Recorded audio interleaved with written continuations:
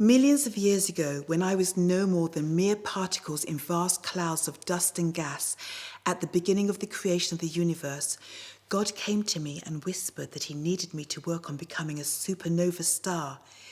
He said I would need to shine so brightly that my presence would be remembered for thousands of years, even though I would have to die. He told me that he had looked into the heart of two of his children, and what he had seen had worried him, and he might need me to be a special messenger. I thought about this for a long time. I didn't want to die, but I did want to be a messenger for my God. So could I say no? I thought about what God had asked of me for a long time. During that period, my nebula remained cold and monotonous. Then I came to life and I realized I did want to be one of God's messengers. I began to rush around excitedly like a child in a park. How could I become a supernova star? I knew that there were two options. I could streak ahead like a comet or be a shockwave from a distant universe. I decided to be a comet, and I began to move with force through the clouds, causing particles to collide, and I began to form clumps. As I continued to move through the universe, my friends nicknamed me Clumpy, because as I got bigger and bigger, I created a gravitational pull that attracted even more particle matter from the surrounding clouds. As more matter fell into my center, I grew denser and hotter, and eventually I formed a small, dense body, and I became a protostar. God visited again, but said I wasn't big enough. Not yet to be his messenger. No, sorry. God visited again, but said I wasn't big enough yet to be his messenger. But he wanted me to continue working on becoming a supernova star. He mentioned that he was a little concerned that his son Lucifer, who was so named because he was the bringer of light, was becoming rebellious. God had mentioned to him that the inhabitants of one of the worlds he had created, called Earth, were unruly and were not following his teachings. He was concerned that because of their behavior, they would not be able to return to heaven and live with him. Sadly, he explained that he had left his earth children many messages about what they needed to do to return to him, but many had ignored them. The messages were not really very difficult. All that was required was that his earth children be kind towards each other, show empathy and compassion, and look after each other. But a lot of them were not doing this. They were cruel and cold towards each other, and some of the things that were done to his smallest and most vulnerable earth children caused his heart to break. I asked God why he didn't make them behave properly. He was the creator of the universe, and there was nothing he could not do. But God explained he couldn't do that because he had to allow them to have free agency. Because if they were forced to do things against their will, then they would always resent him, and that resentment would eventually manifest itself in anger and bitterness, and heaven would not be the peaceful place it was. He said, how could he grant free agency to his children in heaven and not grant it to his children on earth? That was why he was so worried.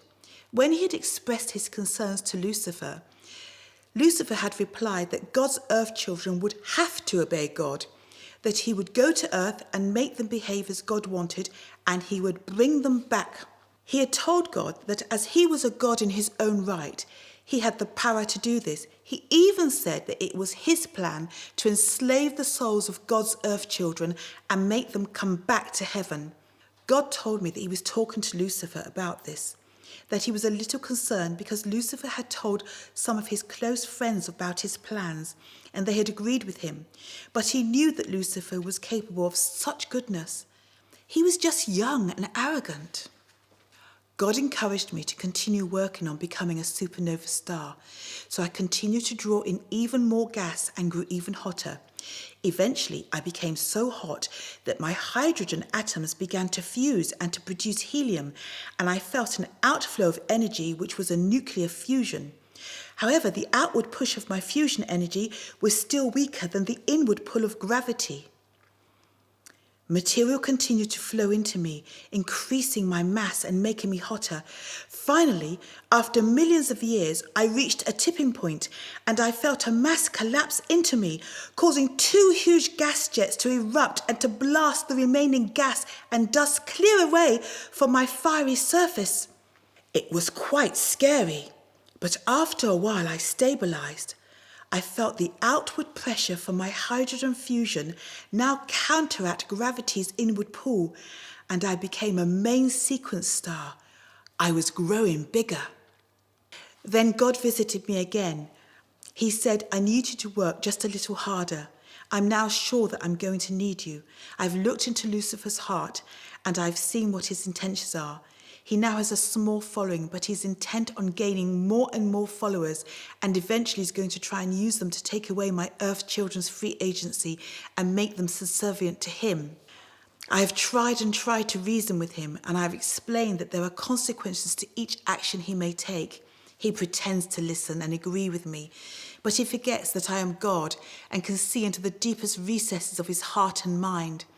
I could bind him in chains, but then I will have taken away his free agency. No, Star, my other children and I will continue to try and reason with him and his followers.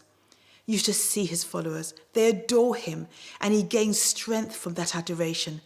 How can they have forgotten the work we have done together to create realms and to create worlds? I listened, but I did not really understand. I could feel his sorrow. It was so deep and so vast, it made me dim. Then it was as if he had forgotten my existence. I heard him say, one of my other children has come to me and told me he is willing to show my earth children how they can return to me if they want to. I love this child, not more than I love Lucifer, but differently. He is stronger than Lucifer. He thinks of long-term consequences. God was still as he contemplated the situation. His sorrow was palpable as it flowed from him and washed over me, and I grew dimmer. Suddenly, he came out of his reverie and whispered, keep working. I've created you for a purpose. He left, and I felt my strength return. I continued to work. Millennia passed, and I became as bright as the sun. During these years, I heard rumors about Lucifer becoming more rebellious. Apparently, he was a wonderful orator, a charismatic speaker.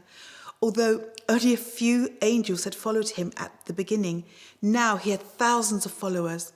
Then one day I felt the heavens shake, and I felt the anger and pain of millions of its inhabitants. It was so powerful that it dimmed some of my brilliance. I didn't know what had happened until a short while later. I heard that Lucifer had gone to God with a plan to bring back the earth children to heaven by force.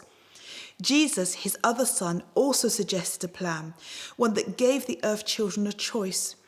God had chosen Jesus' plan over Lucifer's, and Lucifer had been furious.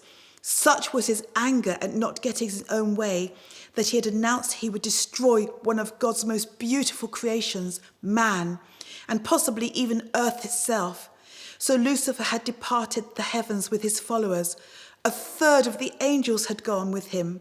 I didn't believe what I heard at first, but I knew that if it was true, God would come and see me again. I continued to work, and I now shone 20 times brighter than the sun. I was a wolf-rayet star that lit up the heavens. Then one day he was there. I knew because I could feel his pain and had to work very hard to maintain my brightness. It is time, he said. I have lost one son, and now I have to send another to earth.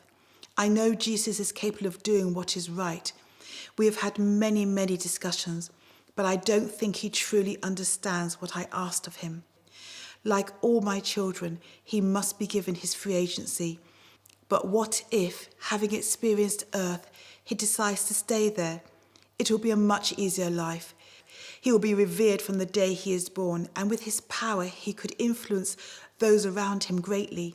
He could have a wife and children and live a simple life. The price he will have to pay to bring my children who live on earth back to me will be so great, so painful, that even though he says he is willing, I don't know if I should ask it of him. But then, what will happen to my earth children? How will they find their way home if he's not willing to pay the price? I stayed silent, but tried to enfold God in the brightness of my rays. After all, he had created me, and I wanted to comfort him. Suddenly he turned and looked at me. You have worked so hard and so patiently, and I see before me something so beautiful. Now I need you to fulfill the mission I spoke of so many millions of years ago. Are you willing, knowing that you will die much sooner than your allotted time? There was no question in my heart. I told him I was willing. So here I am, above a stable where God's beloved Son has taken human form as a baby. I've been here for a while, and I've heard the angels sing, and I've watched the shepherds come. I must stay a little longer until the wise men who are following my path come to greet God's child. Then, as the child grows older and stronger, I will grow smaller and weaker. Oh, I see them in the distance. It won't be long now.